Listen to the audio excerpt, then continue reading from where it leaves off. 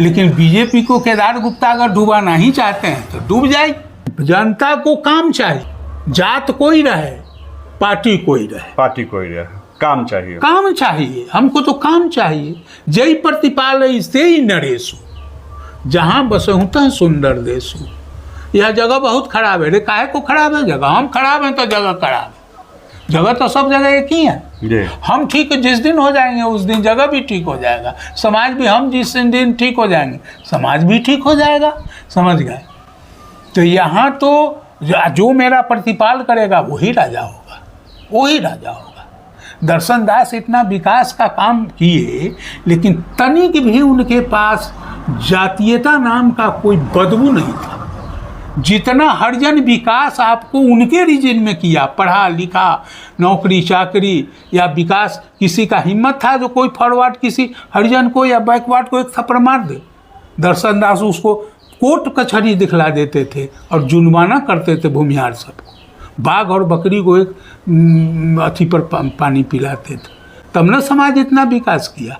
आज लोग वोट बड़े, हम पूछते हैं 5 साल के लिए इलेक्शन क्यों होता है? 5 साल के लिए इलेक्शन क्यों होता है? जब 5 साल आप सेवा किए, अब आप परिवार का सेवा कीजिए, अब देश का सेवा दूसरे को सुपुर्द कीजिए। तो लोग जो भर पर जाकर पकड़े हुए था, तो उसमें स्वार्थ है उनका, उसमें कमाई है। जनता का तो के लिए सोचते नहीं है। जनता के लिए तो सोचने वाले थे कर्पूरी ठाकुर थे। समझ गया? कर्पूरी ठाकुर की बहन, कर्पूरी ठाकुर मनियारी में रह करके पढ़े लिखे, उनकी बहन मनियारी में रहती है, ओन बहन, अपनी बहन, बहनों के यहाँ रह करके वो पढ़े कर्पूरी ठाकुर जी। और किस स्कूल में पढ़ते थे? मनियारी हाई स्कूल में पढ़े, मानस दर्शन दास जी, दर्शन दास के स्कूल में। उनको टोटल फ्री था, कोई फीस तीस नहीं। समझ गया? कर्पूरी ठाकुर को फी पूरा माफ कर दिया गया और इसी गांव में रहकर वो पढ़े। इसी गांव में हरिजन का कोई एक भी पैसा फीस नहीं लगता था उस समय। किसी भी कोई भी हरिजन का बच्चा अगर पढ़ता था, यहाँ तक कि वो कॉपी किताब, अगर भोजन नहीं है तो तुम स्टेज पर आ करके भोजन करो और रहो और पढ़ो। हरिजन का बच्चा सबको, बाहरी किसी गांव का बच्चा सब आकर अगर यहाँ चला है, हमको पढ़ने का सामर्थ्य नहीं, बोलो तुम कहाँ पढ़ोगे, किस कॉलेज में पढ़ोगे? फलाने कॉलेज में। किस डिग्री से पास किया? First division. ठीक है, टोटल खर्च स्टेट देगा। और एक बार वो लिख करके दे देते, जब लिख देते थे जो हाँ साहब जहाँ तक ही पढ़ेगा वहाँ तक इसको स्टेट पढ़ाएगा, उसको पढ़ा करके वो जो बनना, डॉक्टर, इंजीनियर, प्रोफेसर, जो बनना हुआ सो बना। आज हम उस भूमि पर हैं जहां पूर्व मुख्यमंत्री और महान स्वतंत्रता सेनानी कर्पूरी ठाकुर की शिक्षा दीक्षा हुई थी। इसी गांव में उनकी बहन रहती थी, अपने बहनोई के यहाँ रहकर वो उन्होंने पढ़ाई पूरी की थी। और महान स्वतंत्रता सेनानी महंत दर्शन दास द्वारा स्थापित हाई स्कूल में ही उन्हें निःशुल्क शिक्षा दी गई थी। कर्पूरी ठाकुर यहीं से शिक्षा ग्रहण किए थे। और मैं आपको बताऊं, हम आज ऐसी जगह पर आए हैं जहां 100 से 200 वोट अगर किसी प्रत्याशी को कम आने लगता है मतगणना के दौरान, तो उनकी धड़कनें तेज हो जाती हैं। फैसला मात्र 350 मतों से हो जाता है। कभी एक प्रत्याशी माला पहनते हैं तो दूसरे उदास होते हैं, कभी बीजेपी के लोग लड्डू बांटते हैं तो आरजेडी के लोग निराश होते हैं, और कभी आरजेडी के लोग अपने प्रत्याशी को माला पहनाते हैं तो बीजेपी के लोगों की धड़कनें तेज हो जाती हैं।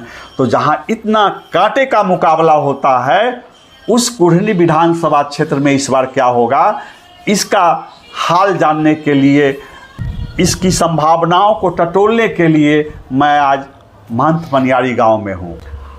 आपसे आग्रह है कि आप मेरे चैनल जनता चौक लाइव को सब्सक्राइब कीजिए।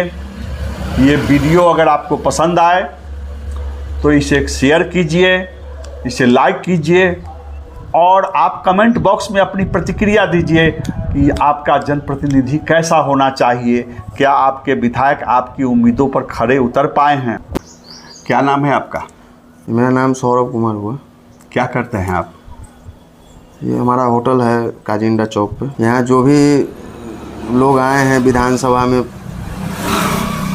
विधायक हों, मंत्री हों, जो भी लोग आए हैं, सब लोग लूटने का ही काम किया है।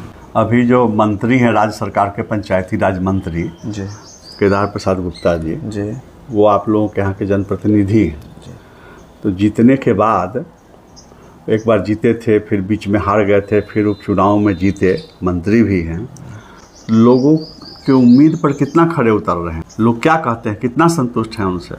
लोग तो संतुष्ट नहीं हैं, क्योंकि हमको तो कोई डेवलपमेंट नहीं लगता है। लोगों को आप इनके बारे में क्या क्या कहते हुए सुनते हैं?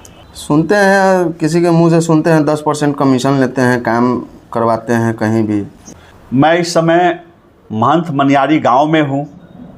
कई मामलों में यह गांव ऐतिहासिक रहा है। आज फिर मनियारी या कह लीजिए कुढ़न्नी नया जनप्रतिनिधि चुनने चला है। तो हम जानने की कोशिश करते हैं कि अभी जो वर्तमान विधायक है, जो राज्य सरकार के मंत्री हैं, उनके बारे में जनता क्या सोचती है। जनता के बीच क्या चर्चा चलती है अभी जो मंत्री हैं केदार गुप्ता जी, उनको लेकर? केदार गुप्ता मंत्री तो हैं, लेकिन मंत्री रह करके वो कर कहाँ कुछ रहे हैं। वो उनको तो ये दोबारा यहाँ वो विधायक हुए हैं, अब मंत्री भी हुए हैं। इससे पहले भी जब वो विधायक हुए थे तो क्या उस समय उनको नहीं कहा गया था जहाँ यहाँ प्रखंड होनी चाहिए मनियारी में, और वो आश्वासन नहीं दिए थे? उसके बाद वो हार गए तो कहे जो हम हार गए, लेकिन फिर तो वो जीते हैं, जीत करके अभी मंत्री भी हैं सरकार में हैं। कहाँ वो मनियारी में प्रखंड बनाया? क्या मनियारी में पूरे बिहार में कुढ़नी प्रखंड इतना बड़ा प्रखंड कोई है? 39 पंचायत का प्रखंड कोई बिहार में और कोई है क्या? यहाँ नहीं होना चाहिए प्रखंड? वो आश्वासन भी दिए थे जो मनियारी में प्रखंड होना अत्यंत जरूरी है। फिर दोबारा जो मंत्री हैं विधायक हैं, क्या काहे नहीं हो रहा है? सपोज कीजिए कि फिर से उनको अगर प्रत्याशी बनाती है भाजपा, हाँ, तो जनता क्या करेगी? नहीं देगी वोट। मनियारी की जनता इस इशू पर बहुत नाराज है उनसे।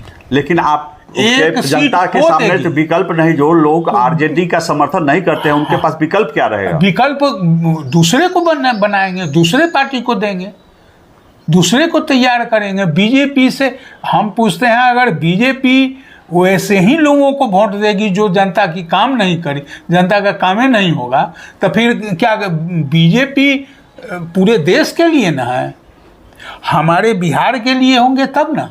एक सीट लूज होगा यहाँ, मतलब सीट लूज कर जाए बीजेपी मंजूर है। हाँ, अगर यह काम नहीं हुआ तो इतना रिजिड अंदर से जनता। लोग तो छुप करके ना कहते हैं, हम छुप करके नहीं कहते, हम ओपनली कहते हैं। मैं आप लोगों को बताऊं कि कुढ़नी ऐसा विधानसभा क्षेत्र है, 2020 के विधानसभा चुनाव के बाद जब मतगणना चल रही थी तो 350 वोट के लिए उबडुब की स्थिति थी।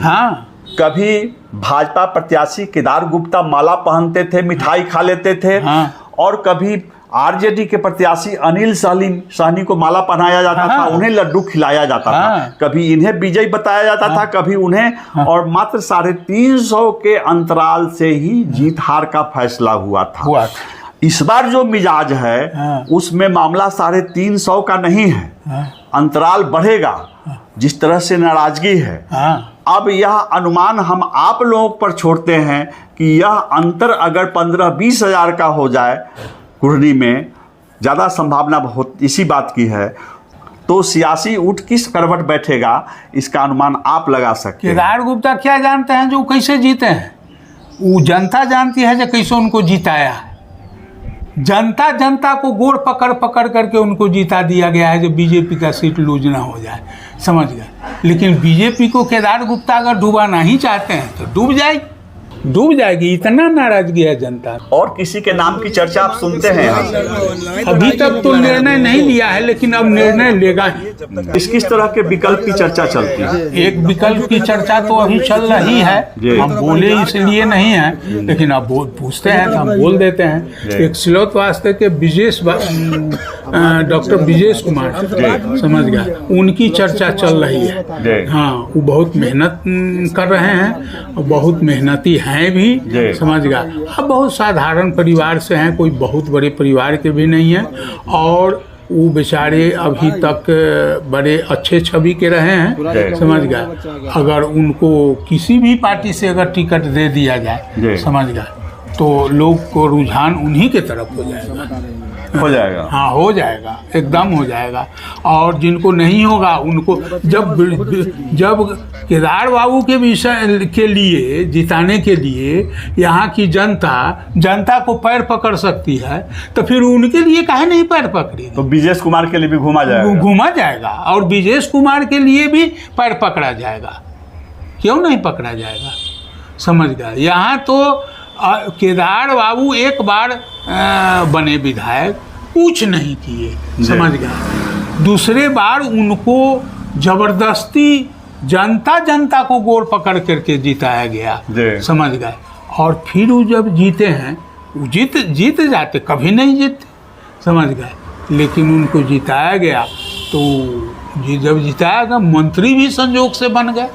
फिर भी एक काम मनियारी में हॉस्पिटल को सरकारीकरण कर देना, और यहाँ क्या कहते हैं जो एक ब्लॉक का निर्माण कर देना। ब्लॉक को तो एक हॉस्पिटल भी चाहिए, तो हॉस्पिटल भी ऑलरेडी यहाँ है, भवन बना हुआ है, भवन भी सरकार को तत्काल। सांसद यहाँ के जो है राजभूषण चौधरी निषाद, वो केंद्र सरकार में घूम करके नहीं आए हैं मनियारी में। आते हैं तो उनका जो 10 गो जात भाई वही चौक पर है, उसी के नजदीक बैठ कर उसी से भेंट कर करके चले जाते हैं। तो बस वो घूमेंगे, बीजेपी को वोट देने के लिए कहेंगे तो उनको भी नहीं मिलेगा, उनको भी नहीं मिलेगा। तो वो लोग तो बड़े आदमी हैं, बड़ा आदमी छोटे समाज में क्या आएगा, समझ गए? वो लोग भी, उनके लिए भी लोग नाराज है। केदार गुप्ता क्या जानते हैं जो कैसे जीते हैं? वो जनता जानती है जो कैसे उनको जिताया है। जनता को गोड़ पकड़ करके उनको जिता दिया गया है, जो बीजेपी का सीट लूज ना हो जाए, समझ गए? लेकिन बीजेपी को केदार गुप्ता अगर डुबाना ही चाहते हैं तो डूब जाएगी, इतना नाराजगी है जनता।